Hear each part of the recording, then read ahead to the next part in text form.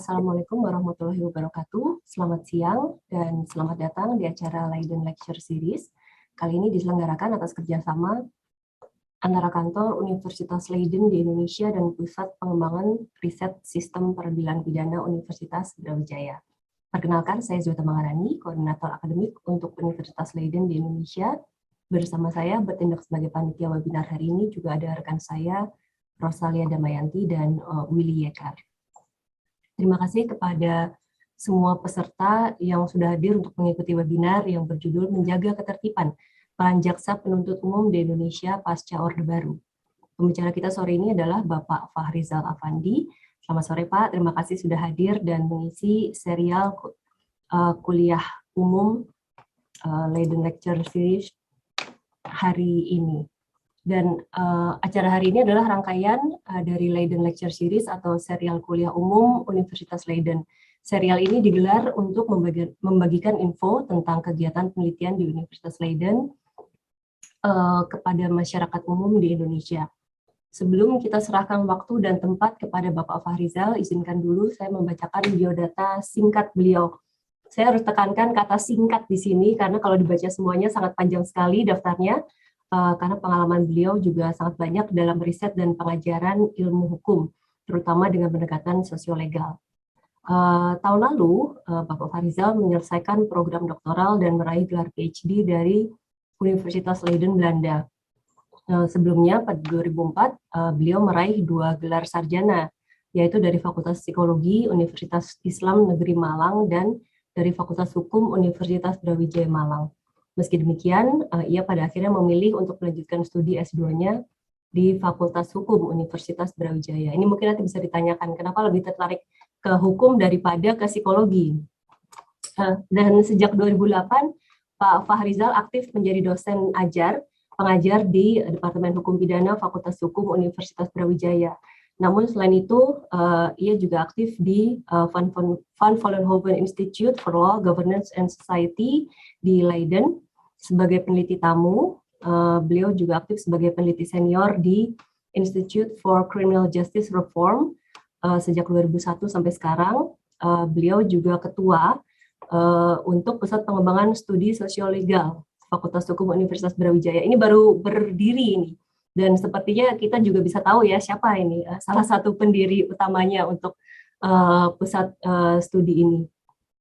Selain itu, beliau juga ketua di Pusat Pengembangan Riset Sistem Peradilan Pidana Universitas Brawijaya, dan juga masih ketua juga di Pusat Dokumentasi dan Informasi Hukum di Brawijaya, dan sebagai sekretaris di Peningkatan Publikasi Internasional Karya Ilmiah Dosen di Brawijaya. Selain itu, pada 2007 beliau juga meraih gelar lulusan terbaik program Pasca Sarjana Ilmu Hukum di Universitas Brawijaya, dan pada 2016 mendapatkan gelar dari penghargaan dari The Right Livelihood Junior Scientist dari Universitas Bonn di Jerman. Dan baik, setelah pengenalan biodata singkat yang panjang itu, kita langsung saja ikuti presentasi dari Pak Fahrizal Afandi. Waktu dan tempat kami persilahkan. Terima kasih Mbak Zweta atas perkenalannya yang panjang, nggak singkat. Kalau singkat cuma cukup nama saja sebenarnya, nggak perlu sampai apa namanya. Yang tadi itu hanya pengalaman kerja saja. Jadi terima kasih kepada kantor Leiden, Universitas Leiden di Indonesia yang telah memberikan kesempatan bagi saya untuk mempresentasikan disertasi saya. Jadi ini kedua kalinya saya presentasi disertasi saya, yang saya pertahankan pas tahun lalu ya, 21 Januari 2021. Jadi ini first anniversary.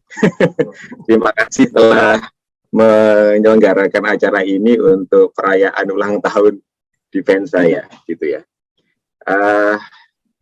Memang riset saya tentang kejaksaan, judulnya Menjaga Ketertiban. Itu ketika pertama kali saya share, itu kan tidak ada captionnya ya. Jadi orang pikir saya risetnya soal Satpol PP atau Satpam. Gitu ya. Untungnya captionnya lebih jelas. Jadi peran jaksa di masa Orde Baru, pra Orde Baru ya. Nah, riset ini saya kerjakan di Universitas Leiden 7 tahun. Jadi sejak 2013 sampai 2021. Nanti saya akan ceritakan. Jadi saya bukan jaksa ya Bapak Ibu, tidak punya keluarga darah kejaksaan, tapi saya kebetulan bimbing para jaksa. Di sini ada beberapa jaksa yang saya bimbing yang hadir. Terima kasih. Jadi senang sekali saya bisa diberikan kesempatan ini. Jadi coba saya share dulu. Udah kelihatan ya? Ya, terlihat. Baik. Jadi ini sampul buku disertasi saya di Leiden tahun lalu. Judulnya Maintaining Order, Public Prosecutors in Post-Authoritarian Countries, The Case of Indonesia. Jadi apa namanya, untuk menulis ini saya membandingkan juga dengan kondisi jaksa ya di banyak negara, utamanya di negara-negara pasca otoriter. Ya, di Indonesia ini adalah salah satu contoh saja. Sebenarnya kalau kita mau fair, kita nggak sendirian. Banyak juga negara yang mengalami hal yang sama seperti kita, atau lebih parah kondisinya. Jadi itu yang jadi menarik. Ini outline saya. Jadi ini kira-kira isi disertasinya. Pertama, ada 2 bagian.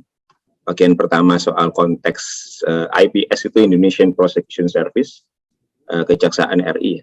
Jadi di bagian pertama itu saya bagi 2 atau 3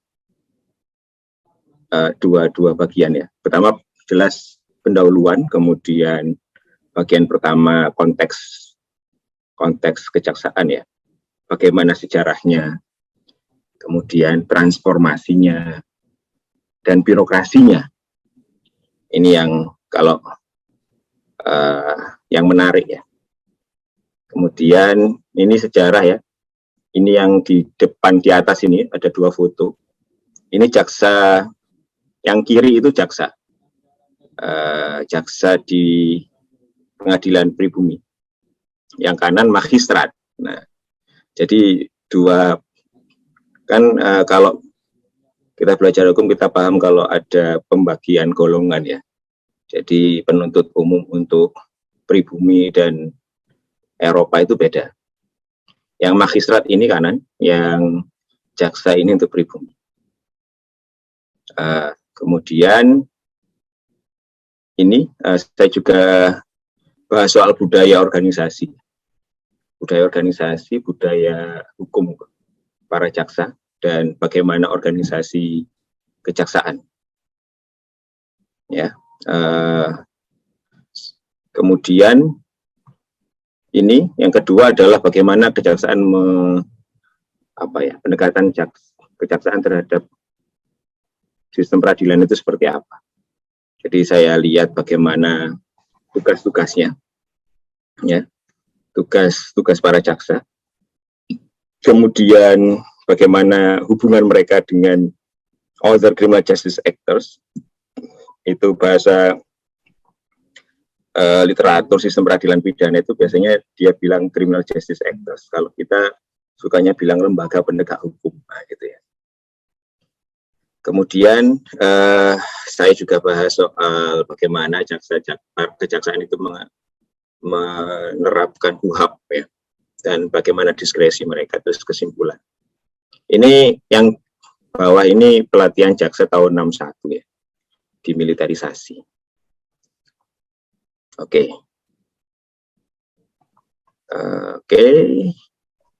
Nah, ini pendahuluannya kenapa saya menulis atau melakukan penelitian soal ini.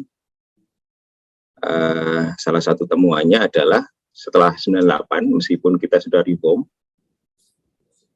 dari pemerintah Orde Baru yang otoriter ya, pemerintah militer Orde Baru yang otoriter, tapi pemerintah pasca Orde Baru kita sebut sebagai pemerintahan reformasi, rezim reformasi, itu masih masih bergantung pada aparat penegak hukum, criminal justice actors, seperti jaksa, untuk menjaga ketertiban. Ketertiban apa? Ketertiban politik. Ya, jadi kalau dulu ada zaman Orde Baru ada Kopkamtib, setelah atau Bakorstanas ya, setelah reformasi Kopkamtib atau Bakorstanas hapus, tapi fungsi-fungsi itu masih ada, masih dipertahankan. Ya, jadi kita juga sadar bahwa setelah reformasi itu banyak sekali undang-undang yang dibentuk ya, yang sudah mulai lebih baik daripada zaman Orde Baru, yang kemudian juga mempromosikan due proses atau menghormatkan hak asasi di dalam sistem peradilan pidana, tapi politik pemerintahan masih sama. Jadi bagaimana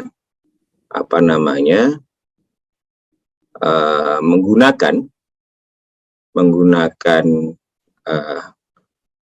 aktor-aktor dalam lembaga atau sistem peradilan pidana untuk mencapai agenda politik. Nanti akan saya jelaskan. Jadi tujuan dari penelitian saya ini bagaimana untuk melihat konteks kejaksaan, bagaimana bekerjanya kejaksaan. Nah, ini riset sosiolegal, bekerja di tiap rezim. Ya, jadi mulai rezim.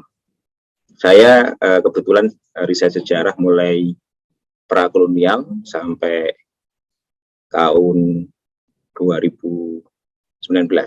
Ya.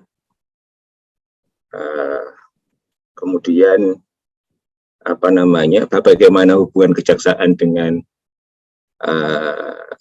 aktor lain, polisi, pengacara, hakim, itu juga saya bahas. Tentu yang penting-penting ya, kalau semua yang nggak akan cukup waktunya. Kemudian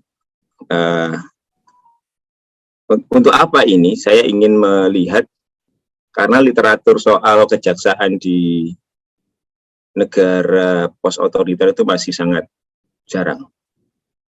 Studi tentang kejaksaan, kalau kita lihat di studi sistem peradilan pidana itu baru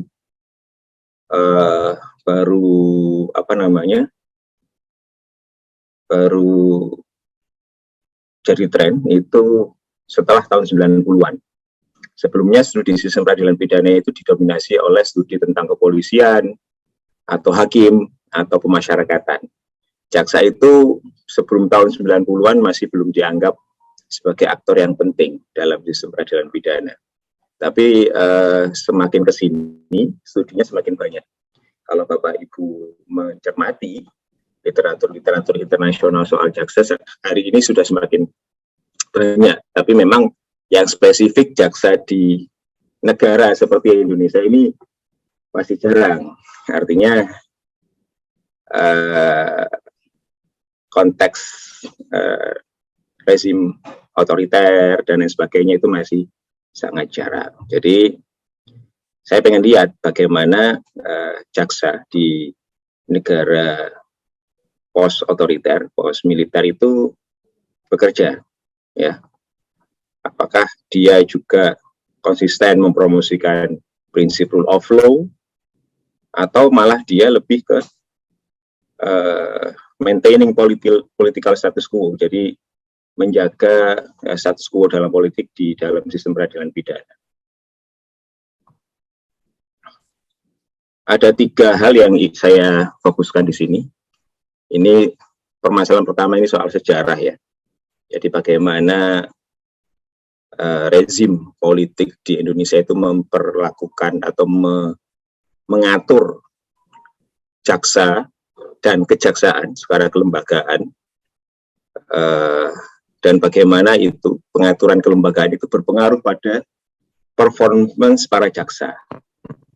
Jadi ada setting kelembagaan yang berpengaruh pada kinerja aparat. Ini juga saya lihat. Jadi bagaimana rezim pemerintah memposisikan kejaksaan, kemudian mengatur kejaksaan, dan bagaimana ini aturan-aturan ini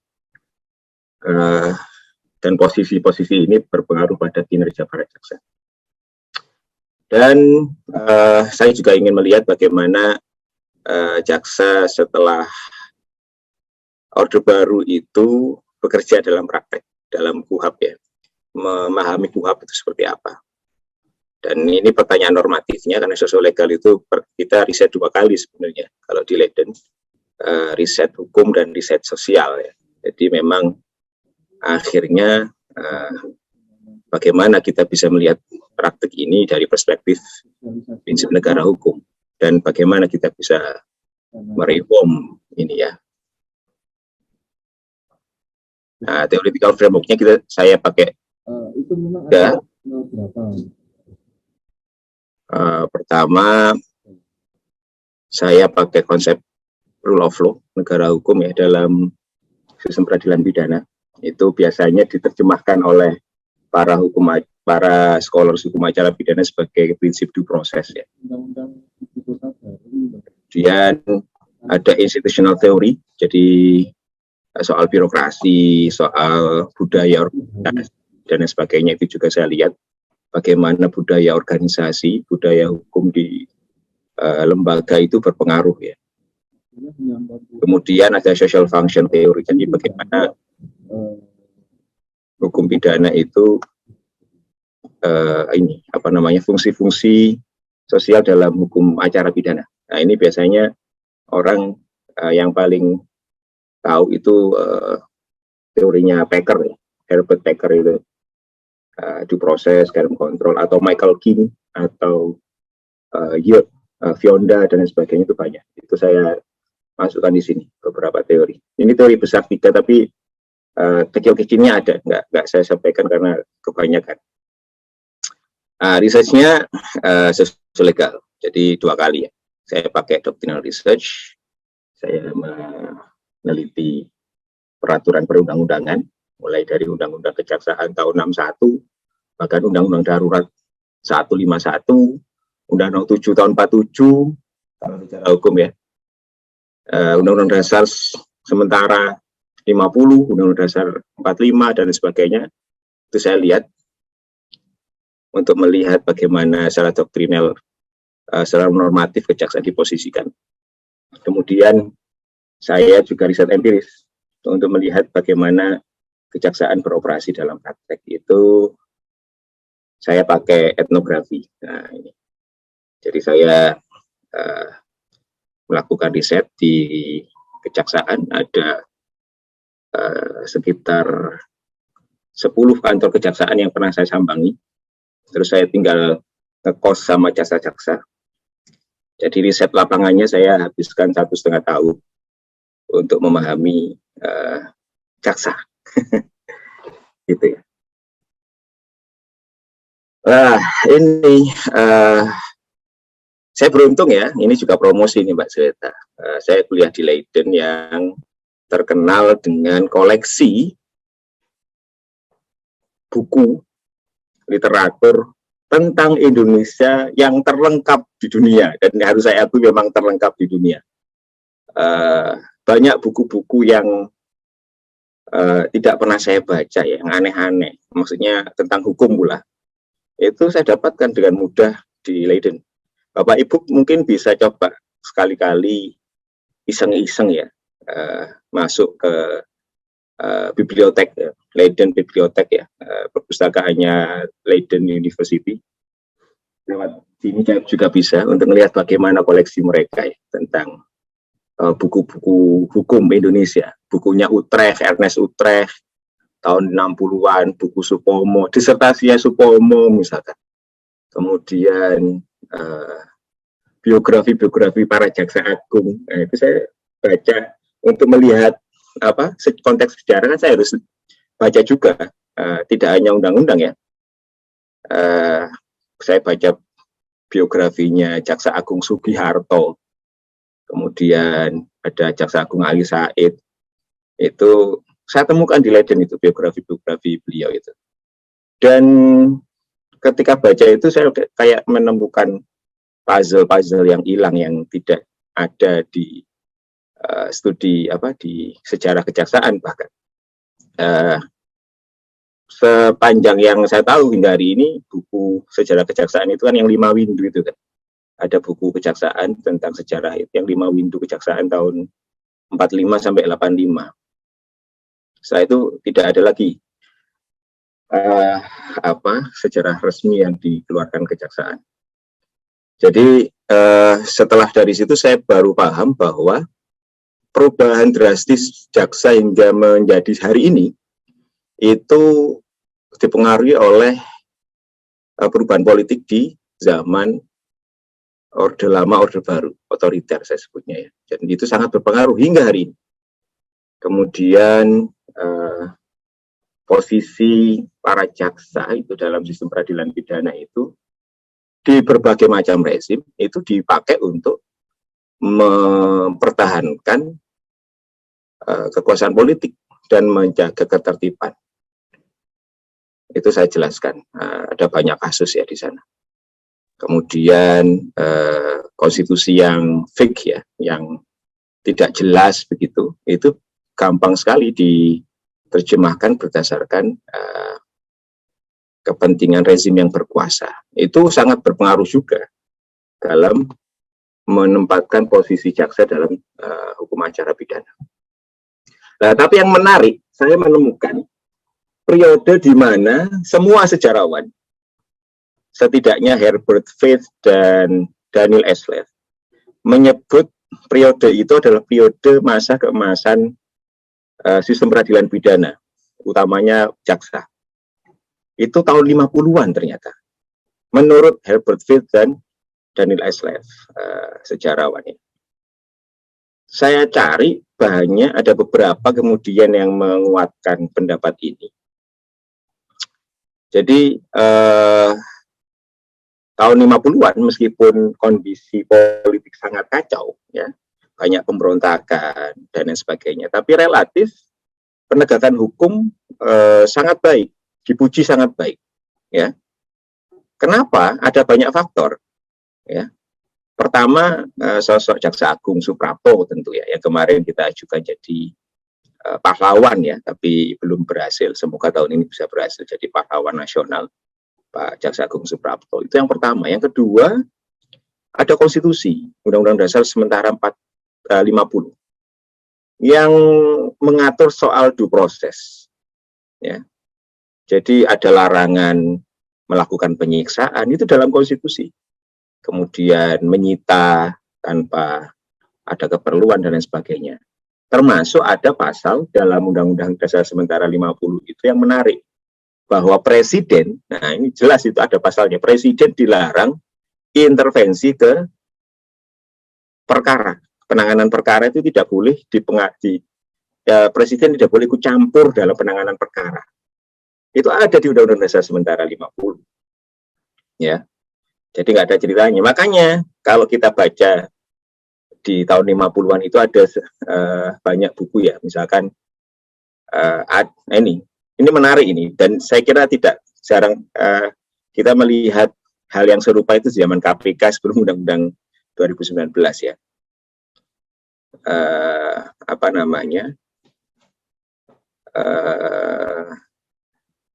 Jaksa Agung Suprapto itu organisasi kejaksaan itu di bawah kendali administrasi Kementerian Kehakiman. Jadi ada Menteri Kabinet namanya Jody Gondokusumo. Nah, Menteri Kehakiman ini secara administrasi di atas kendali kejaksaan. Mengendalikan kejaksaan secara administrasi. Ini modelnya seperti Mahkamah Agung zaman dulu ya. Secara administrasi kejaksaan itu di bawah Menteri Kehakiman. Jaksa Agung Suprapto itu jadi ini mungkin yang agak ini khas inquisitorial ya, dan sama dengan di Belanda. Di Belanda hari ini jaksa itu berdiri di atas dua kaki kekuasaan kehakiman dan kaki eksekutif. Ada dua fungsi civil servant dan fungsi magistrat. Ya. Jadi yang fungsi civil servant itu fungsi administrasi. Fungsi magistrat itu fungsi kebebasan atau independensi penuntutan. Jadi jaksa itu tidak bisa diintervensi oleh atasannya dalam kasus konkret ya. Dalam kasus konkret. Misalkan mau nuntut 5 tahun harus izin atasan jadi 2, 3 itu nggak ada itu dalam konsep magistrat ya. Tapi jaksa harus tunduk pada kebijakan yang dikeluarkan oleh kejaksaan. Itu bedanya independensi magistrat ala hakim dan ala jaksa. Ini panjang ini kan, saya bahas juga karena sejarahnya panjang di negara-negara historial. Ya, lah Menteri Kehakiman Jodhikondo Sukusumo itu korupsi, atasannya jaksa agung secara administrasi ya, dan ditangkap sama kejaksaan, bisa. Soekarno marah-marah waktu itu. Tapi karena ada Undang-Undang Dasar sementara 50 konstitusi yang ngomong bahwa presiden nggak boleh intervensi, ya jaksa agung jalan terus, ya kan? Kemudian jaksa memang independen, bagian dari kekuasaan kehakiman, ya jalan terus. Lah ini rusak ketika tahun 45 tahun dekret presiden kembali lagi ke konstitusi 45 yang tidak punya pengaturan soal due proses, tidak ada pengaturan soal larangan intervensi ke proses perkara pidana, lah itu mulai kacau tuh. Ya, jadi di Undang-Undang 161, Undang-Undang Kejaksaan ya, Undang-Undang Kejaksaan tahun 61 itu kan menempatkan jaksa sebagai alat revolusi, bahkan kejaksaan itu alat revolusi, jaksa bagian dari kabinet, dan itu yang dirayakan setiap tanggal 22 Juli. Yang itu sebenarnya kalau kita lihat sejarah itu adalah awal mula kemunduran kejaksaan. Itu saya tulis di hukum online kalau pengen tahu yang singkat ya, tapi saya elaborasi lebih jauh di disertasi ini. Jadi menempatkan jaksa sebagai tergantung ya, sebagai jabatan politik itu jadi bermasalah.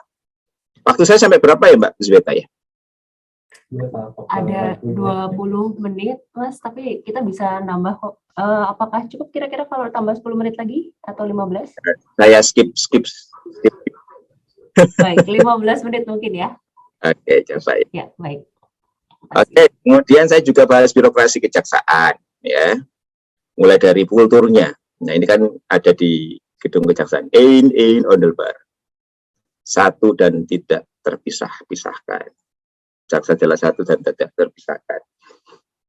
Itu kan bahasa Belanda ya, dan memang awalnya asalnya dari Belanda. Dan saya tanya itu ke jaksa-jaksa di Belanda dan juga di literatur di Belanda itu nggak begitu menjadi perhatian ternyata prinsip Ein Ondelbar ini. Kenapa?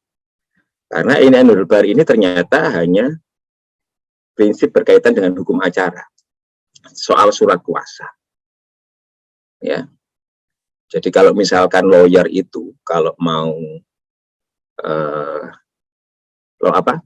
lawyer ya, kalau mau ganti orang itu kan harus ganti surat kuasa. Ya, kalau jaksa enggak. Nah, itu Ein Ondelbar. Pengembangannya itu juga soal single policy. Jadi jaksa itu terikat oleh kebijakan dan tindakan sejawat jaksanya. Jadi itu. Ya, jadi ini jadi militeristis di zaman mulai Gunawan tahun 61, 60, terus dikukuhkan Sugiharto, Jenderal Sugiharto yang jadi jaksa agung itu ditafsirkan sebagai Ali Said juga ya, Sugiharto, kemudian disempurnakan dalam tanda kutip ya oleh Ali Said. Kalau kita baca sejarahnya, jadi diterjemahkan hingga hari ini di Undang-Undang Kejaksaan yang 2021 itu 11/2021 itu masih dipertahankan. Satu tata pikir, tata tingkah laku dan lain sebagainya. Yang itu tinggalan lama, ya. Jadi ini menekankan pada loyalitas, satya. Nah, adi wicaksananya terkadang tidak kelihatan karena yang dituntut itu satya. Satya kepada siapa? Kepada pimpinan, jelas ya. Jadi ini juga menarik. Saya juga menemukan anggaran kejaksaan yang rendah, tapi bisa menangani banyak perkara. Nah, itu nanti bisa dilihat di disertasi. Kemudian ini hubungan jaksa dengan ruwet ya, Pak.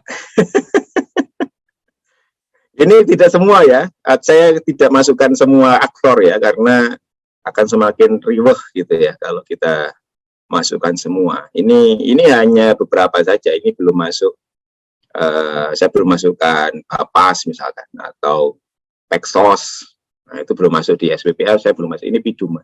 Saya banyak pidum dan korupsi ya. Jadi, tapi di sini bisa kelihatan ya, jaksa itu masih vital sebenarnya. Karena semua polisi, kemudian PPNS itu nggak bisa, atau TNI Angkatan Laut. Nah, TNI Angkatan Laut itu kan punya apa namanya, punya kewenangan penyidikan di tindak pidana perikanan, tindak pidana di laut ya, illegal fishing itu nggak bisa majukan kasus sendiri, harus pakai jaksa. Jadi kecuali korupsi ya, ada KPK. Tapi selain korupsi, jaksa itu penguasa sebenarnya ya, dan ini dia bisa sebenarnya kalau misalkan dominus litisnya jalan ya, kelihatan dari sini kan dia penentu. Nah, tapi kan kenyataannya nggak seperti itu ya. Jadi saya lihat misalkan fungsi-fungsi jaksa, itu kan banyak diubah. Dulu ada jaksa agung, jam ops ya, operasi itu, ada intel dan sebagainya. Sekarang ada bidum pitsus. Bidum pitsus itu sepanjang yang saya telusuri itu kan lahir ketika KUHAP ya, karena jaksa nggak bisa melakukan penyidikan dalam kasus bidum, diambil polisi dalam diferensi fungsional, maka dia dibagi pitsus dan bidum gitu ya. Jadi ada ini, birokrasi kejaksaan itu dipengaruhi juga oleh tambal sulam kewenangan dalam KUHAP, politik rezim dan lain sebagainya. Dalam intel misalkan, intel itu selalu tentara di zaman Orde Baru. Kenapa? Karena kaitannya dengan dulu setelah 65 ya. Jadi memang jaksa itu yang juga banyak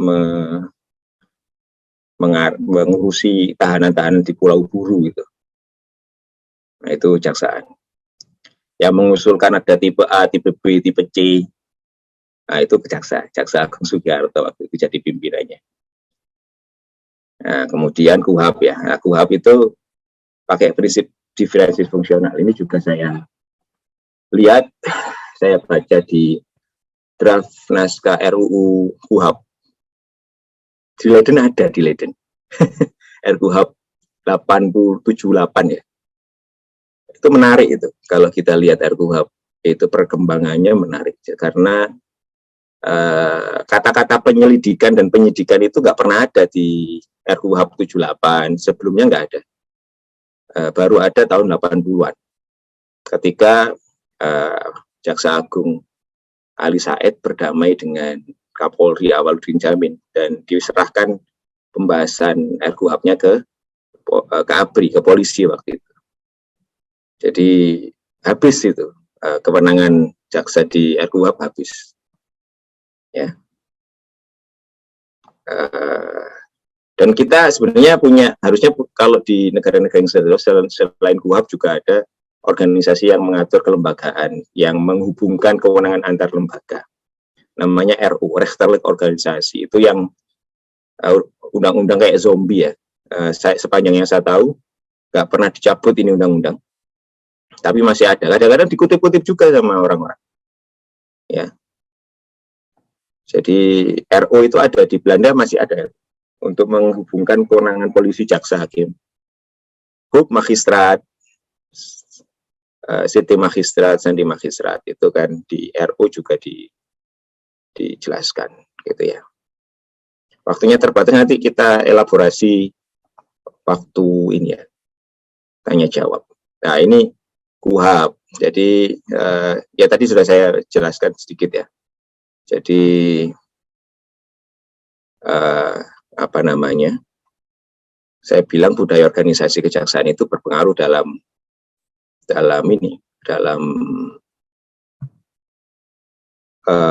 kinerja jaksa dalam menginterpretasi KUHP ya. Jadi mereka juga terikat pada perja, seja, dan sebagainya. Ini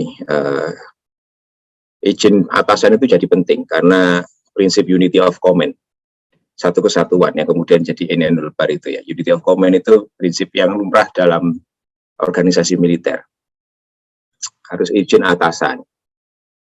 Diterjemahkan itu di kejaksaan jadi rentut, rendak, dan sebagainya.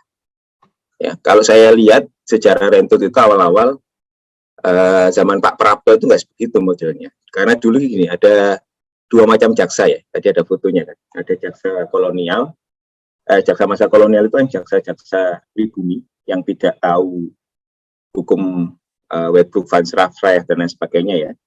Dan ada jaksa baru setelah politik etis ya. Itu kan banyak orang pribumi yang kuliah hukum. Dan banyak juga yang jadi jaksa. Nah ini kan jomplang antara jaksa yang punya kemampuan hukum Belanda dengan yang tidak punya sama sekali.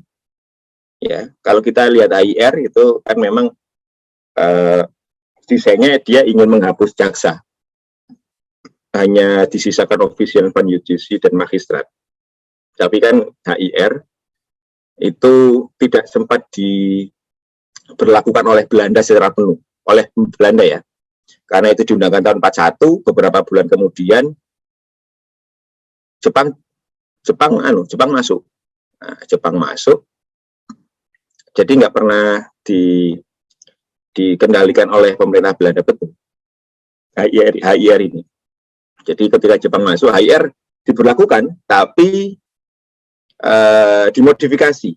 Nah, ada Osamu Shirai 1, 2, bla bla bla itu ada modifikasi yang sangat fasis ya. Nah, itu kalau Bapak Ibu lihat di Undang-Undang 145 atau 46 ya, saya lupa. Kan lihat ada tulisan itu. Jadi pemerintah Republik Soekarno-Hatta dan kawan-kawan itu memang tidak waktu merdeka ya. Kan yang berlaku hukum Jepang dan hukum Belanda. Nah, tapi pilihannya kenapa kok meneruskan hukum Belanda, bukan hukum Jepang? Karena diakui sendiri oleh para founding fathers kita, peraturan pidana Jepang itu sangat fasis dan cenderung akan jadi polisi stat katanya, negara polisi kalau diteruskan, gitu kan. Jadi nggak mau, mending pakai HIR dan SP gitu ya.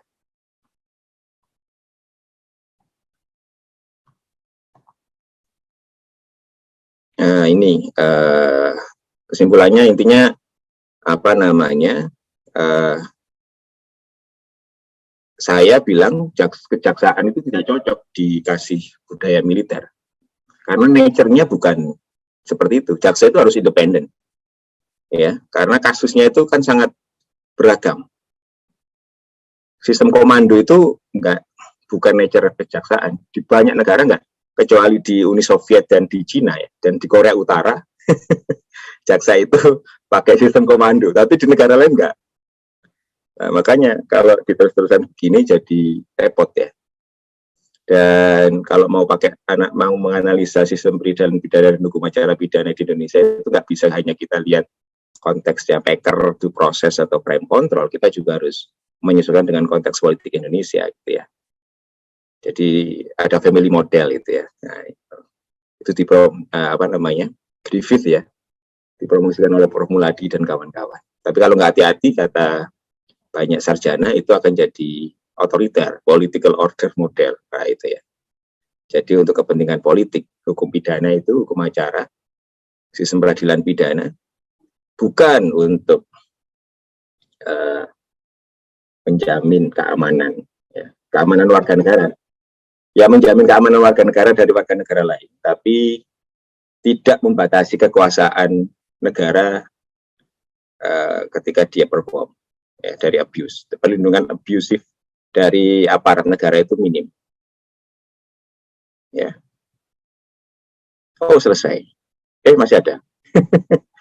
Jadi itu ya, saya bilang Indonesia itu sama dengan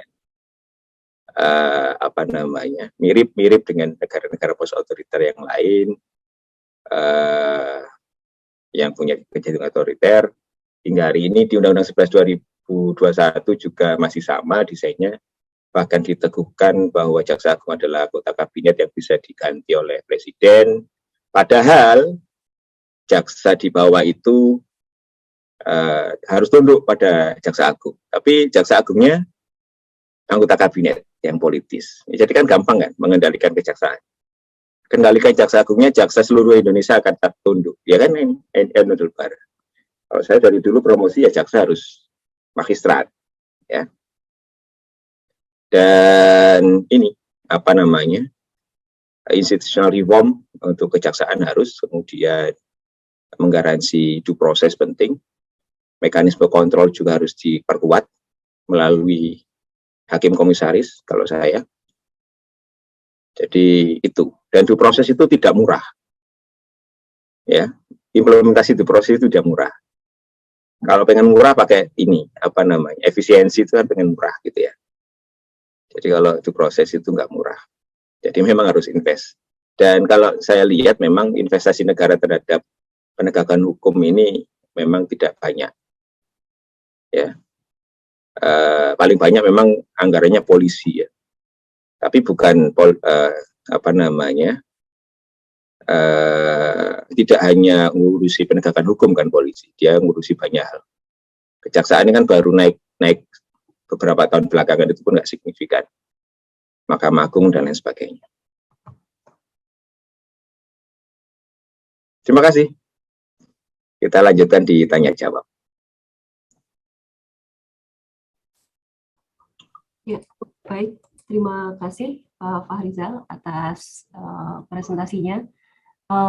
Sangat terlihat sekali, terima kasih ya. Sedikit pusing kayaknya masih habis divaksin, efeknya masih terasa.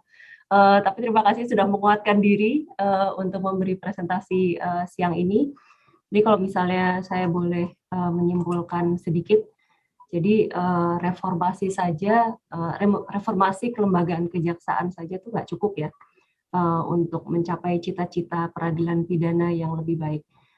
Jadi jaminan due process, walaupun tidak murah secara anggaran, dalam hukum acara pidana dan konstitusi, juga mekanisme kontrol sebelum pra-adjudikasi, dan mungkin diskresi untuk JPU ya, untuk penghentian perkara pidana demi kepentingan yang lebih luas, kepentingan umum.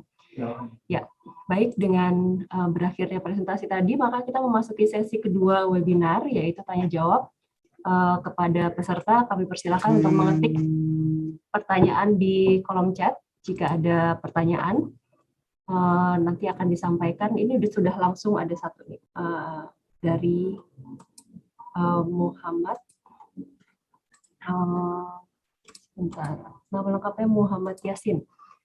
Izin mengajukan pertanyaan, apakah konsep jaksa pengacara negara sudah dikenal sejak lama sebelum 90-an? Dari Pak Yasin di hukum online. Iya, kalau saya lihat, saya urut sejarahnya ya, JPN itu kan memang didesain. Jaksa punya fungsi sebagai di mana di hukum perdata itu desain awalnya itu adalah untuk membackup perkara pidana. Jadi misalnya ada korupsi ya, nggak bisa digugat, meninggal kan digugat. Kemudian yang dulu-dulu itu banyak tuh, itu saya tulis di disertasi, itu desain awalnya untuk backup berkaitan selalu dengan perkara pidana. Lah, tahun 90 itu ada juga di disertasinya yang dia bilang waktu waktu Undang-Undang TUN tahun 86 kalau nggak salah. Nah, itu baru tuh ada fungsi pengacara yang di TUN itu dimasukkan juga di kejaksaan. Jadi ini kemudian menjadi problematis ya menurut saya, karena ada dua fungsi yang ada dalam satu lembaga. Di banyak negara pisah itu. Di Belanda pun misalkan, di Belanda itu yang ngurusi perdata bukan jaksa.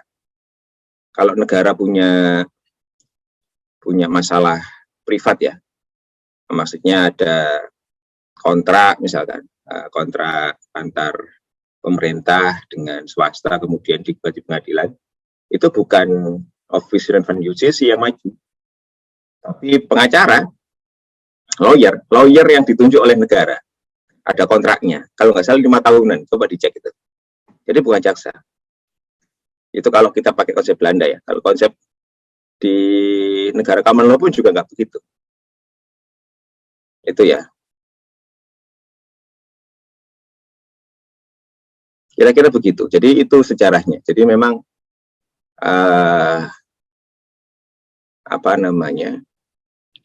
kalau saya sih ya, kalau saya ditanya ya mending Jamdatun itu jadi pengacara negara yang independen, nggak masuk di kejaksaan. Biar profesional juga, karena kadang-kadang saya lihat juga teman-teman dan selama saya riset, banyak juga teman-teman yang dapat training Datun, tapi ditempatkan di Intel. Sudah di training Intel, ditaruh di Datun. Kayak gitu banyak. Ini yang senyum-senyum pasti juga tahu lah kayak gini ya. Jadi ya tergantung orangnya akhirnya, tergantung jaksanya.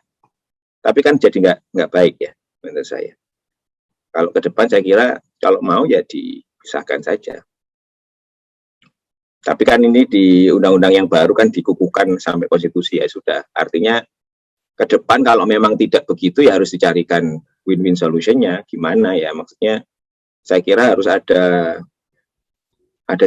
spesialisasi ya, mana jaksa yang jadi perdata, mana yang ngurusi khusus perdata, mana yang ngurusi bidum atau yang suka ngintel gitu kan.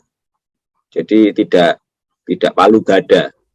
Saya saja ditanya soal perkara perdata juga mikir-mikir saya, ya kan? Kan kita bukan Superman. Gitu. Ya, baik Pak Fahrizal. Ini saya bacakan lagi.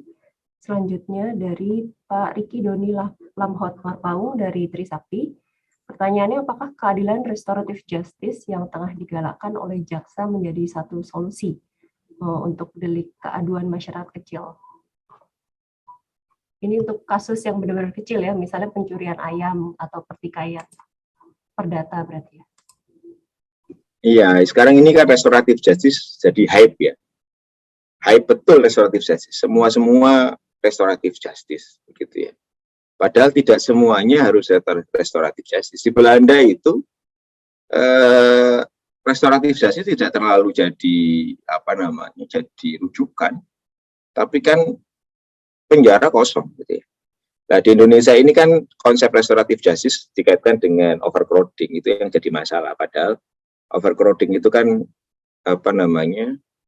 akibat sampingan dari RG, ya kan? Bukan tujuan. Overcrowding itu bukan tujuan RG. Tujuan RG itu ya restoratif korban, memulihkan korban, memulihkan masyarakat, dan itu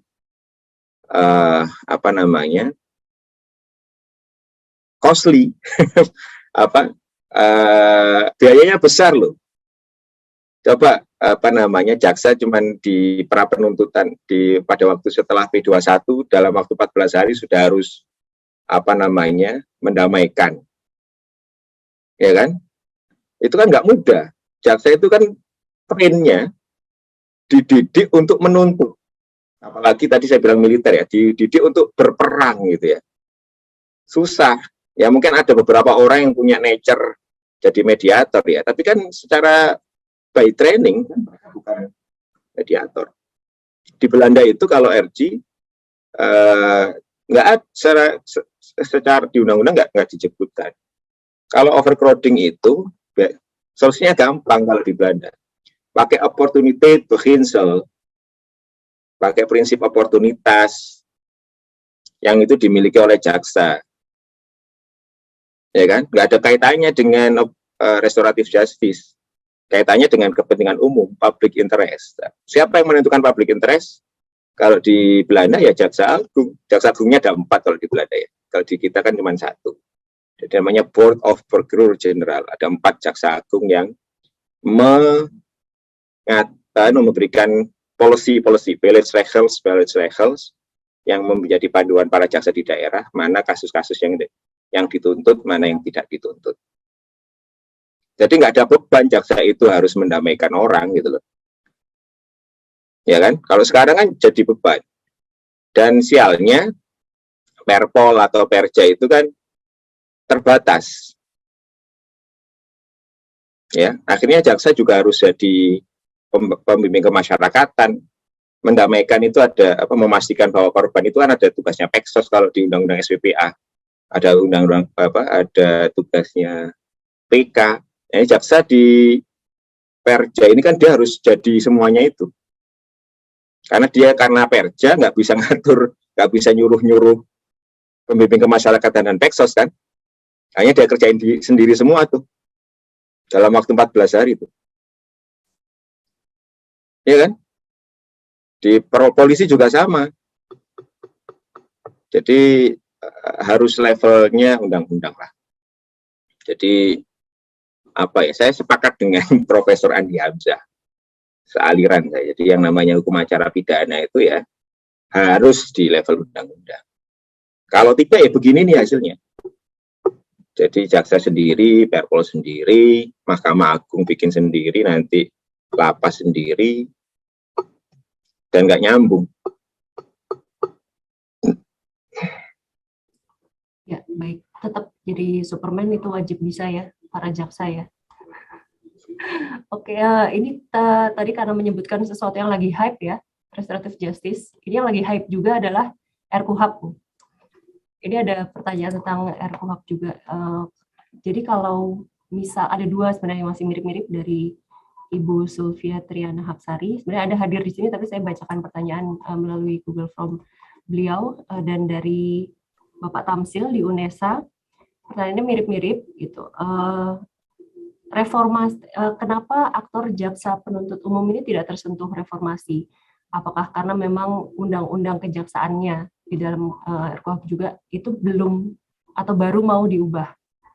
Lalu apakah yang sudah masuk prolegnas ini apakah cukup itu untuk menampung saran yang tadi Bapak juga masukkan di kesimpulan penelitian Bapak?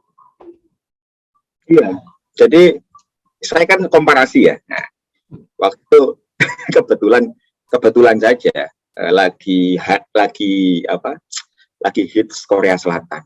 Jadi saya juga membandingkan dengan Korsel, bukan karena saya penggemar drakor ya, tapi memang menarik, punya kesamaan sejarah yang mirip ya antara Korea Selatan dengan Indonesia.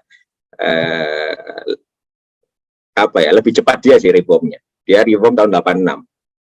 Sama-sama dipimpin oleh rezim militer yang otoriter ya.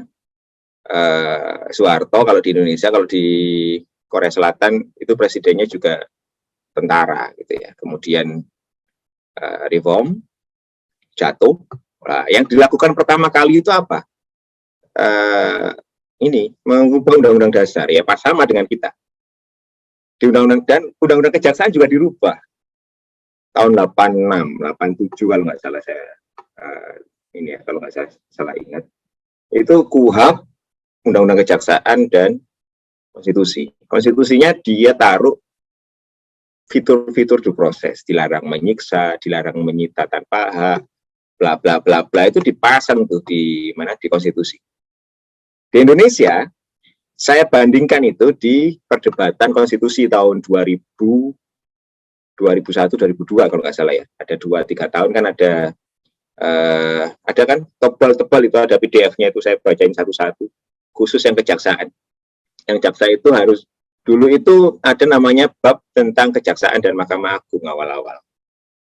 Terus kemudian kekuasaan kehakiman dan kekuasaan penuntutan. Bla bla baru ini dari kekuasaan kehakiman pasal berapa itu 24 ayat 2 atau ayat 3 ya. Hanya jadi badan-badan lain. Itu perdebatannya panjang kalau dilihat ya. Jadi harus awalnya itu sudah mau dimasukkan tuh kejaksaan di kekuasaan kehakiman. Jadi Mahkamah Agung dan Kejaksaan Agung judulnya. Babnya itu pasal 24 itu. Tapi kemudian polisi minta saya juga mau dong kekuasaan kehakiman.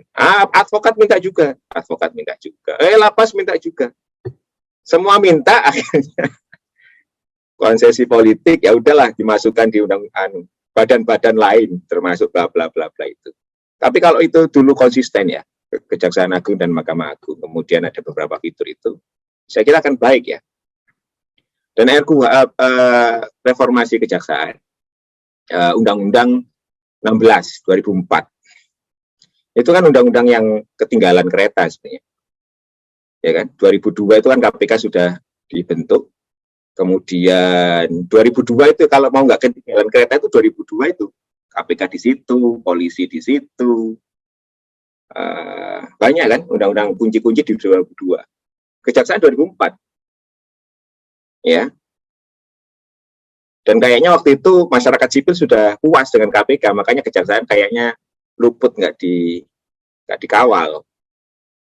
Jadi ketika 16/2004, saya lihat ya draftnya, menarik juga itu, apa namanya, saya tulis di disertasi saya, Presiden nggak mau Jaksa Agung dipilih DPR, nggak mau Presiden. Polisi yang dipilih Presiden, dipilih DPR ya, ada mekanisme check and balance. Nggak mau. Itu apa? Draft inisiatif RUU perubahan kejaksaan itu berubah. Saya baca yang awalnya kan versi DPR ya. Itu ada kesekjenan, ada kesekjenan RUU kejaksaan draftnya ya, sebelum dirubah dengan draft pemerintah. Itu ada kesekjenan, kemudian aja macam-macam. Kayaknya itu idenya Prof. Andi Hamzah deh yang masuk banyak di situ. Kesekjenan, kemudian bukan kepala kejaksaan tapi ketua kejaksaan, kan beda itu. Jadi jaksa-jaksa itu jadi setara gitu kayak hakim, ada independensi. Itu desain-desain seperti itu tuh. Kemudian apa namanya, Jaksa Agung itu ada masa jabatannya, jadi nggak bisa diberhentikan sewaktu-waktu oleh presiden, ya, tidak bergantung secara politik. Kalau sekarang kan bergantung. Karena besok Jokowi pengen apa ganti Jaksa Agung bisa. Akhirnya kan ada ketergantungan.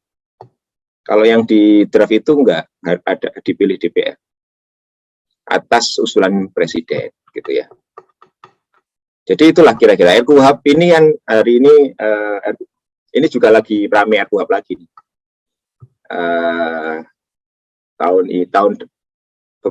Tahun ini kayaknya sudah mulai dibahas lagi RKUHP. Ini saya kira perlu juga untuk menimbang ulang ya RKUHP dan menimbang ulang prinsip diferensiasi fungsional.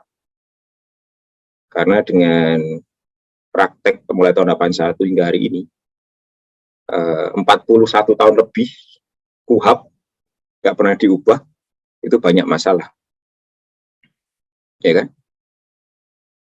41 tahun lebih. Karena fitur-fitur KUHP itu memang didesain untuk melanggengkan kekuasaan Orde Baru waktu itu.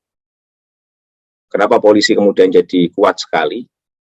Ya, kemudian kenapa kemudian pengawasan pengadilan lemah sekali? Kenapa jaksa kemudian tidak bisa meminta polisi menambahkan atau terlibat dalam proses penyidikan, memberikan secara aktif mengarahkan penyitaan, ya karena diferensiasi fungsional. Dulu waktu tahun 81 yang mengarahkan polisi Kopkamtib.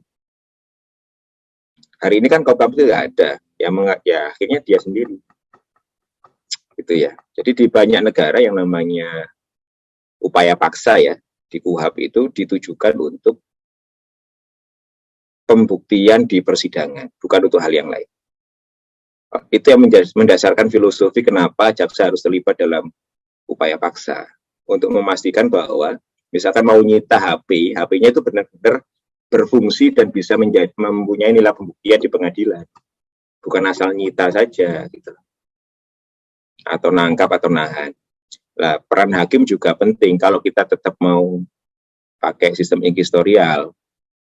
Hakim harus diperkuat untuk mengawasi jaksa dan aparat lain. Harus ada saluran komplain lah. Kalau adversarial ya kalau kita mau milih adversarial kayak di negara-negara Amerika Latin yang switch ya, kan banyak nih tren setelah revolusi ya, perubahan politik ya di banyak negara post otoriter itu pilihannya memang kayak Korea Selatan itu ganti konstitusi bla bla bla memang karena inkuisitorial, atau switch ke adversarial. Di negara-negara Amerika Latin itu banyak yang switch ke adversarial, jadi penguatan peran penasihat hukum itu. Nah, kita kemana gitu ya? Kita ya di sini. Jadi kesimpulan pertanyaan terakhir adalah masih banyak yang masih belum di-include ke dalam RKUHP. Ya. Baik. Nah, tapi ini melanjutkan ini untuk note yang lebih positif ya. Mungkin nggak sih instansi kejaksaan ini kembali mencapai masa keemasan seperti tadi di tahun 1950-an menurut penelitian Bapak? Ini pertanyaannya dari Andi Sasono. Mungkin saja, tapi berapa persen kan pertanyaan lain gitu ya. Tapi kalau ngomong mungkin sangat mungkin. Mungkin kok, nggak ada yang nggak mungkin di dunia ini. Cuman memang dibutuhkan perubahan politik memang. Saya bilang di disertasi saya yang namanya desain sistem peradilan pidana itu sangat bergantung pada desain sistem politik. Itu bergantung, sangat berkait. Jadi kalau kita belajar hukum acara pidana nggak bisa kita nggak belajar politik.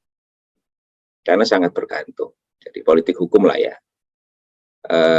Ada itu banyak buku-buku di luar negeri dan sebagainya, disertasi. Desain misalkan kenapa ditaruh jadi seperti kabinet bisa diganti, itu kan desain politik ya.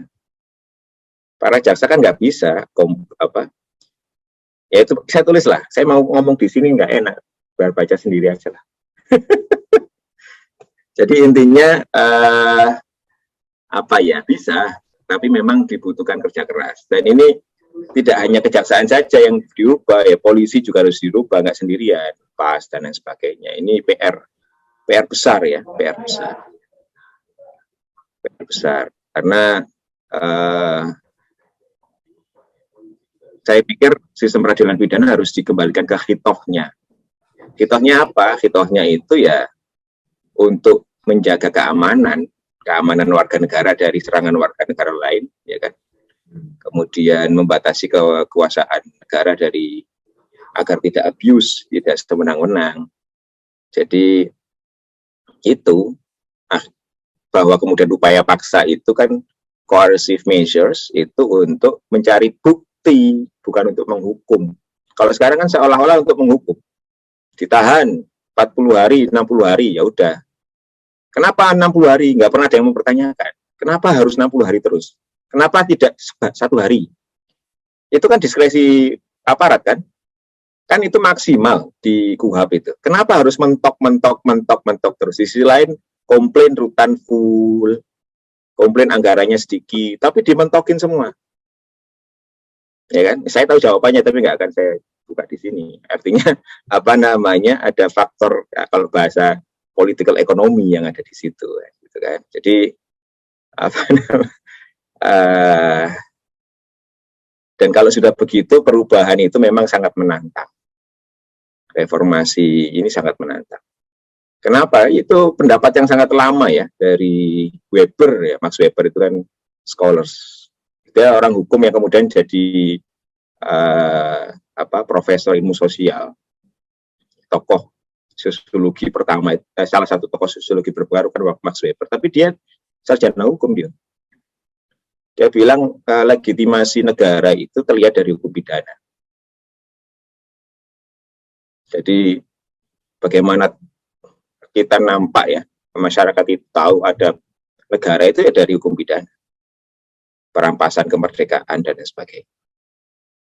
Jadi itu tantangan kalau kita mereformasi hukum pidana, artinya kita mereformasi negara itu sendiri kan, begitu dalam tanda kutip ya. Karena tangan negara itu di hukum pidana dan di aktor-aktornya ini.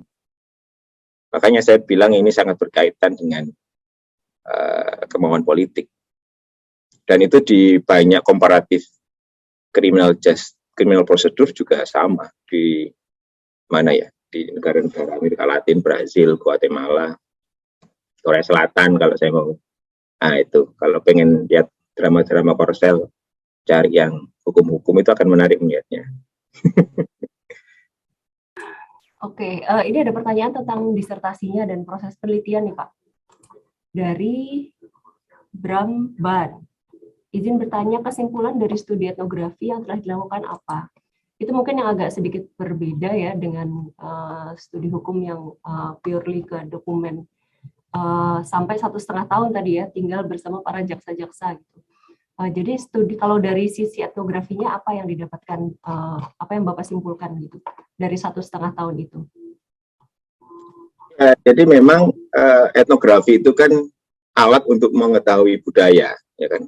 Studi antropologi itu kan memang studi budaya ya. Kalau kita ngomong, nah ini orang hukuman suka ngomong budaya hukum, Friedman 1, 2, 3, bla bla bla, tapi jarang yang melakukan studi etnografi, ya kan? Karena untuk melihat budaya kan kita harus riset.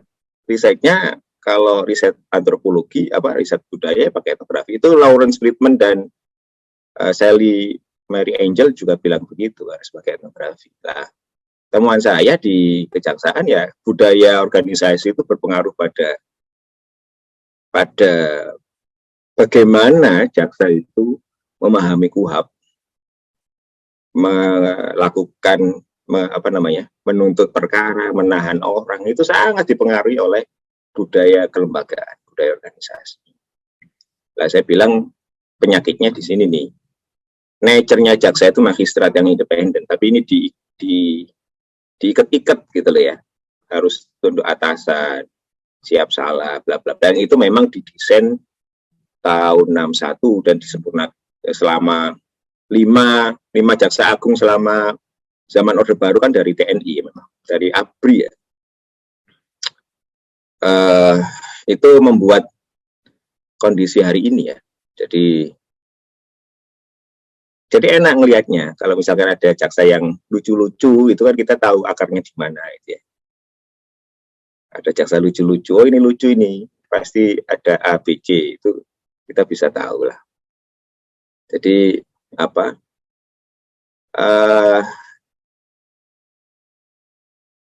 ya nature-nya magistrat, artinya independen, profesional. Kayak lawyer kan harus kreatif.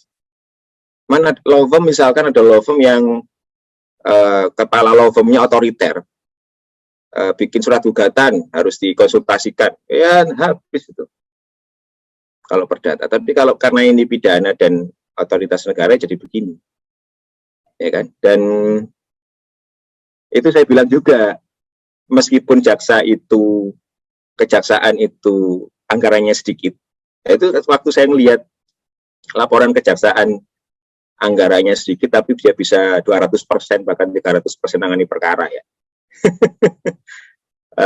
Jatahnya Kajari A itu 100 perkara, tapi dia bisa nuntut 200-300 perkara. Bangga mereka. Tapi kan kita orang akademisi kan jadi bertanya lah, kan anggarannya cuma 100, lah yang 300 dari mana duitnya kan gitu kan. Nah, budaya militer begini nih yang dieksploitasi oleh kejaksaan agar kerjanya tetap jalan. Jadi jasa-jasa di daerah itu terlatih tidak mempertanyakan anggaran. Tanya tuh. Karena loyal. Satya itu penting daripada adi dan wijaksana. Maaf ya Bu Jaksa, Pak Jaksa. Tapi yang bisa ngomong begini kan hanya saya. Ibu-ibu, bapak-bapak nggak bisa ngomong kan. Karena saya bukan jaksa ya. Tapi paling tidak kenapa saya ngomong begini kan karena kita orang Indonesia ya, kita masyarakat Indonesia kan kita juga stres kalau melihat penegakan hukum seperti ini ya. Jadi reformasi penegakan hukum itu juga tanggung jawab kita itu. Dan kita kan nggak mau anak kita, saudara kita itu bermasalah ya. dengan apa namanya, dengan aparat penegak hukum kalau kondisinya seperti ini. Itu ya, nggak tahu apakah itu menjawab atau malah belakrak kemana-mana. Dari cerita jaksa lucu-lucu, ini lucunya tanda kutip ya, bukan humoris toh. Sampai malah kemana-mana ya Pak ya. Tapi menarik sekali kalau misalnya Bapak sebenarnya bisa cerita lebih luas ya, tapi karena tidak bisa di sini, mungkin nanti kita bisa share disertasinya mungkin, jadi ada link ke disertasinya, walaupun masih beberapa chapter, hampir semuanya sedang diembargo untuk diterbitkan oleh Routledge apa ya? Rencana, iya, amin, tapi sudah ada yang kedua juga, yang lebih keren lagi.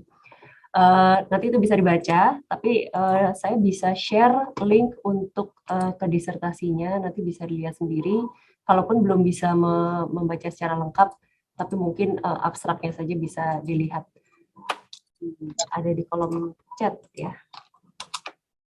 Oh iya, sudah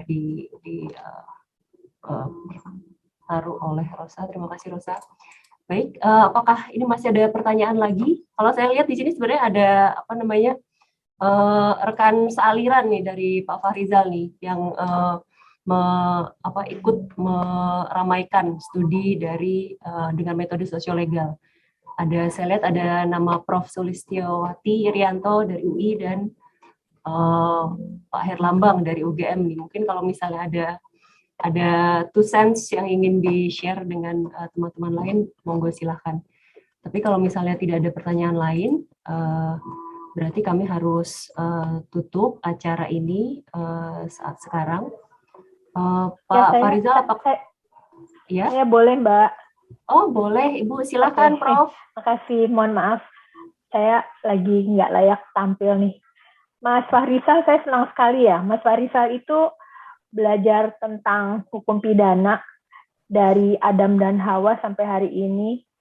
Di disertasinya kelihatan, tapi juga punya perspektif sosiolegal, jadi melihat bagaimana praktek-prakteknya. Jadi belajar hukum pidana secara lengkap, itu jarang banget kan, ilmuwan pidana yang kayak gitu. Nah, saya cuma mau ini aja sih, menambahkan berbagai persoalan dari ketinggalan zaman cara kita berpikir di KUHP ya, dan KUHAP terutama juga, itu yang kayaknya yang paling menderita itu paling terdampak adalah di isu-isu perempuan, di mana perempuan dan anak, meskipun udah ada macam-macam instrumen hukum yang baru, yang sangat progresif, tapi kepentok sama KUHAP juga tuh kalau di prakteknya gitu kan. Nah, saya berharap banget tuh para akademisi tuh melakukan inilah nanti kalau KUHP-nya barangkali udah jadi, terus kemudian akan diteruskan dengan KUHAP, akan ada terobosan-terobosan yang melompat, bukannya progresif ya, tapi juga melompat, karena udah keterlaluan sih soalnya bagaimana. Saya mendampingi mahasiswa saya tuh dari puluhan tahun, nggak pernah bisa berhasil korban-korban itu. Terima kasih, Mas Fahrizal. Prof. Sulis ini guru saya, beliau ini, jadi saya banyak berkenalan dengan isu-isu sosiolegal ini gara-gara terinspirasi sama Prof. Sulis ya. Dan sebenarnya kalau ini saya sedang nulis metode etnografi dalam hukum acara pidana, jadi jurnal ya. Mungkin bulan depan atau 2 bulan lagi akan diterbitkan IJSLS. Ada jurnal artikel yang bagus di UGM kemarin, tulisannya Aristo Pangaribuan soal menyegarkan kembali penelitian hukum acara pidana, itu juga menarik. Jadi memang trennya sekarang interdisiplin ya, hukum acara pidana. Dan sebenarnya kalau kita mau fair, hukum pidana itu yang termasuk yang paling awal menerima pendekatan sosiolegal. Apa itu? Kriminologi, ya kan? Kemudian viktimologi. Kan itu ilmu-ilmu non hukum yang kemudian dikombinasikan dengan ilmu hukum ya.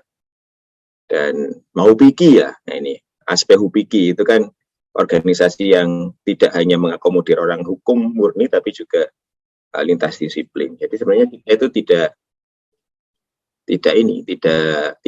asing ya di orang pidana. Tapi memang saya ceritakan di jurnal saya nanti, bahasa Indonesia jangan khawatir. apa namanya, censorship ya Bu Sulis ya, itu juga ditulis oleh Adrian soal censorship akademik zaman Orde Baru yang membuat para akademisi enggan untuk menulis kritis tentang hukum pidana ya, karena tadi saya bilang itu adalah apa, legitimasi negara yang paling nampak ya. Kenapa perempuan tadi keluhan Bu Sulis, tadi saya bilang harus KUHP itu kita harus lihat konteksnya juga. KUHP itu didesain zaman Orde Baru yang militer kan maskulin, ya kan? Jadi fitur-fitur KUHP itu sangat maskulin. Lihat aja, saya nggak bisa cerita ya, tapi banyak. Hingga hari ini juga maskulin. Kejaksaan itu organisasi yang sangat maskulin. Orang perempuan jadi kajari juga harus maskulin. Itu Bu Sulfia itu kajari kan harus maskulin, gagah gitu, harus keren gitu kan. Kalau nggak gagah nggak bisa jadi kajari gitu ya. Jadi memang organisasi maskulin dan KUHP-nya militeristis yang maskulin. Jadi memang itu PR betul Bu Sulis benar. Apa namanya, berpihak pada isu-isu perempuan itu masih belum, jauh memang. Dan ini PR untuk KUHP. Nah ini KUHP kan kemarin saya diminta untuk diskusi soal KUHP oleh Komisi 3. Kayaknya mereka akan running ini KUHP, karena KUHP konon kabarnya tahun ini dikebut selesai. Setelah KUHP langsung undang-undang pemasyarakatan juga di beberapa saat juga akan disahkan. Setelah itu KUHP dan undang-undang narkotik. Itu 4 undang-undang ini yang kayaknya akan coba diselesaikan sebelum tahun politik 2024. Nah ini semoga teman-teman akademisi bisa merespon apa namanya 4 undang-undang ini. Jadi melalui riset-riset ini dan saya kira akan menarik jika apa namanya riset-riset akademisi itu dilakukan lintas disiplin. Kalau monodisiplin ya paling tidak kalau mau normatif lihat putusan-putusan lah, itu selalu saya bilang ke bimbingan saya, biar nggak ngawang-ngawang ke prinsip-prinsip yang keantah berantah begitu ya. Terima kasih Bu Sulis atas catatannya. Ya, terima kasih. Ini masih terkait dengan kebebasan akademik. Maaf. Ada pertanyaan lagi dari Pak Herlambang Perdana Wiratraman. Pertanyaannya adalah bagaimana sebaiknya jaksa mengembangkan perannya dalam kasus-kasus yang dilematis dengan kekuasaan, sebagaimana kasus Ubaidillah Badrun, Haris Fathia. Ini sangat berpengaruh dalam soal kebebasan akademik. Kebetulan kan Pak Wahrizal dosen, akademisi, mungkin bisa memberikan insight buat teman-teman. Ya, jadi kalau benar ya, jadi gini, saya kan selalu mendorong bahwa harusnya jaksa itu magistrat kalau historial, bahkan di adversarial pun juga apa magistrat. Magistrat itu artinya bukan criminal fighter, bukan hanya ansih pemberantas kejahatan, terima berkas dari polisi BAP itu langsung ditelan mentah-mentah langsung dituntut sesuai BAP, nggak begitu. Harus ada magistrat itu kan. Makanya jaksa itu kan pakai timbangan kan ada alasannya, ya kan? Bukan pedangnya saja untuk memberantas kejahatan ya. Kalau kita baca di mana di perjanya itu, kenapa pedang memberantas kejahatan? Padahal kalau di mana, ya nggak tahu itu. Dulu bikinnya mungkin buru-buru Pak Jaksa Agung Sugiharto itu ya. Jadi pedang itu kan bukan begitu. Jadi mengiris ada dua kepentingan ya, dua kepentingan yang harus diseimbangkan.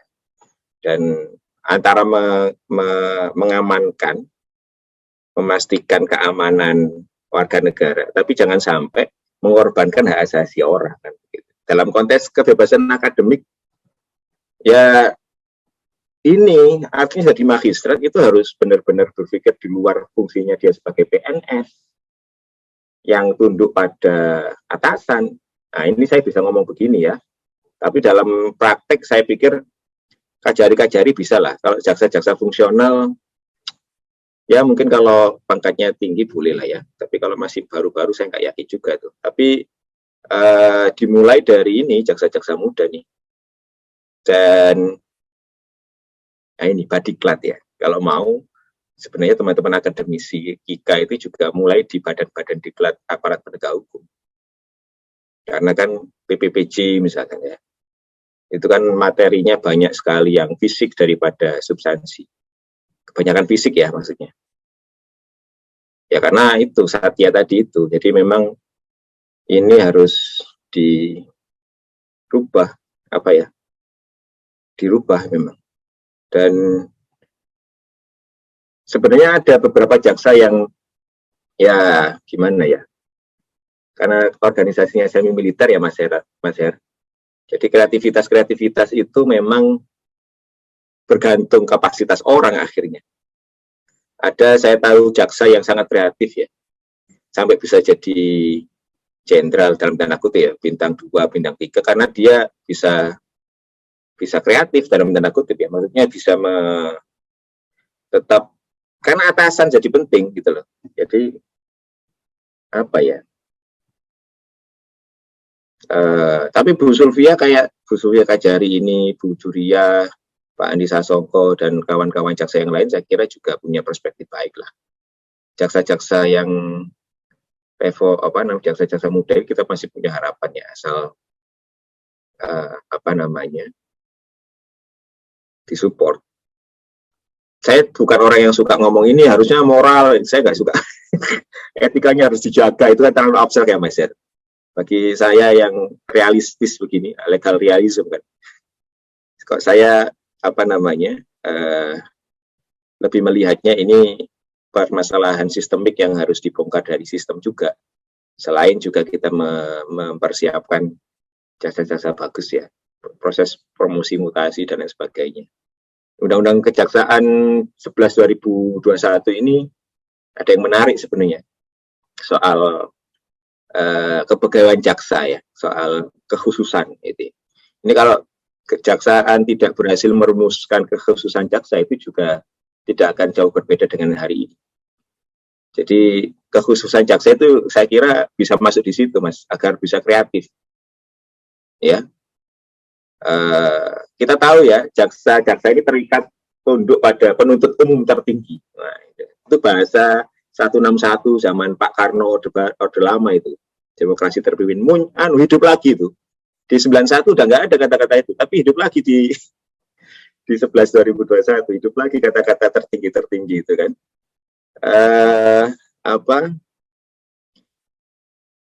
Nggak apa-apa jadi penuntut umum tertinggi, tapi itu kebijakan ya, bukan sampai kasus spesifik gitu ya. Jadi kalau misalkan kasus-kasus spesifik ya, itu harus jaksa diberikan independensi itu. Pengaturan kepegawaian jadi penting. Ya kan, itu risetnya Stas Pompe dan lain sebagainya akhirnya jadi melahirkan salah satunya ya, ide satu atap Mahkamah Agung. Meskipun debatable ya, kita perdebatkan di situ, tapi sistem kepegawaian kejaksaan itu juga menjadi penting, dan itu juga saya highlight, kepegawaian itu harus benar-benar profesional gitu ya. Ada yang bagus-bagus memang, ada yang layak, tapi kan nggak banyak. Ya banyak yang bisa menikmati itu ya. Ya saya bilang di disertasi saya disfungsi ya, saya bilangnya disfungsi. Disfungsi kelembagaan kejaksaan itu gara-gara budaya militer, ada titik itu. Jadi kalau masih lama gimana, jaksa biarlah itu disfungsinya harus dihilangin dulu itu. Kalau enggak ya, kecuali kita pegang jenderalnya lah itu bisa. Ya, jenderalnya kita pegang, jangan dituntut ini ya. Tapi jenderalnya ini juga menarik. Jaksa Agung ini kan panglima tertingginya, itu juga nggak berani-berani banget, karena dia tergantung pada presiden.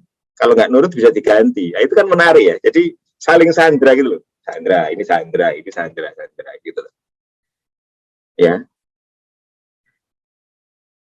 Jadi ini saya bikin orang-orang tambah stres atau tambah bahagia ketika tambah Terima tercerahkan kasih. kita semua. Ya, terima kasih Pak Herlambang untuk pertanyaannya. Kalau melihat waktu ini kita sebenarnya sudah lewat agak banyak ya. Tapi saya pikir hampir semuanya masih stay dari awal sampai sekarang. Hanya 1-2 yang terpental, berarti itu topiknya sangat menarik untuk kawan-kawan di sini. Dan di Facebook juga masih banyak yang nonton. Berarti semuanya benar-benar tercerahkan dengan diskusi sore ini. Tapi karena waktu terbatas, jadi kita harus tutup acaranya. Terima kasih sekali lagi untuk Pak Fahrizal. Walaupun sedang pusing setelah vaksin, tapi tetap menguatkan diri untuk memberi presentasi ini dan bisa menjawab tetap semua pertanyaan dengan baik. Terima kasih juga kepada semua peserta yang sudah hadir sore ini.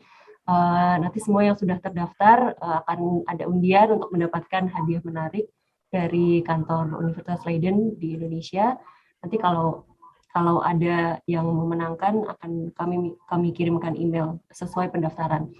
Lalu kami juga ingin mengumumkan bahwa awal tahun ini Universitas Brawijaya bersama Van Vollenhoven Institute telah mendapatkan hibah dari Nuffic NESO, yaitu Orange Knowledge Program untuk, beritanya sudah ada di chat box, tinggal nanti dicek saja, ada program pelatihan untuk dosen, untuk menjadi training for trainers ini ya. Jadi ada bisa dicek di website tersebut, ada juga pendaftarannya dan informasi yang lebih lengkap di website Van Vollenhoven. Coba saya share di Zoom. Ini di sini bisa dibaca juga beberapa informasinya. Nanti kalau ada yang tertarik untuk mengetahui apa sih sebenarnya metode sosiolegal ini, yang mungkin belum terlalu banyak di Indonesia ya, tapi sudah teman-teman dari beberapa kampus di Indonesia seperti Pak Fahrizal di Brawijaya, lalu di boxnya Pak Herlambang, situ kita bisa lihat ada Pak Herlambang dan rekannya, Bang Ricardo dari Universitas Gadjah Mada, juga tadi Prof. Sulistiawati di Universitas Indonesia dan beberapa universitas lain yang sudah mulai bergerak untuk mengenalkan pendekatan atau metode sosiolegal ini kepada di bidang ilmu hukum. Baik, terima kasih sekali lagi kami ucapkan untuk semuanya. Semoga semuanya senang dengan acara ini dan tercerahkan, dan kami harap bulan depan akan mengikuti acara Leiden Lecture Series dengan topik lain dengan alumni atau profesor dari Leiden. Terima kasih sekali lagi dan sampai jumpa.